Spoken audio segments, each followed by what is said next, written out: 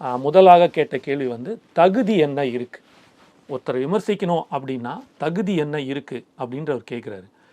தகுதி இல்லை அப்படின்னு சொல்கிற ஒருத்தரை ஏன் நீங்கள் 3.5 நிமிஷம் பேசியிருக்கீங்க, கடந்து போயிருக்கலாமே. புரியுதுங்களா?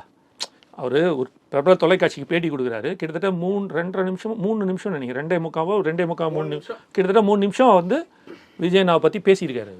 ஒரு 3 நிமிஷம் 75 வருடம் பாரம்பரியம் உள்ள திராவிட சித்தாந்தங்களையும் சிந்தனைகளையும் தமிழகம் முழுவதும் கொண்டு போய் சேர்த்து ஒரு அறவழியில் இவர்கள் சொல்வதை போல் மாபெரும் வளர்ச்சி அடைந்து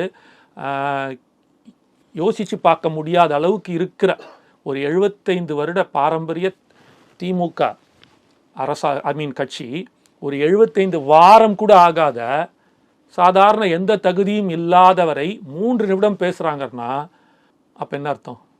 இதுலேருந்தே புரிஞ்சுக்கணும்.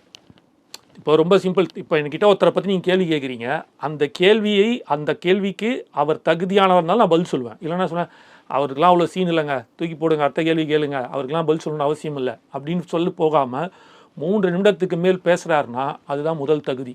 இல்லை தகுதி என்னன்னு கேட்டார்ல, அந்த தகுதி 75 வருடமும் 75 வாரமும் கூட ஆகாத ஒரு கட்சியை பேசுகிறேன்னா அந்த தகுதி அவங்கக்கிட்ட இருக்குது, எங்கள் அண்ணன் விஜயனாக்கு இருக்குன்றதை காட்டுது.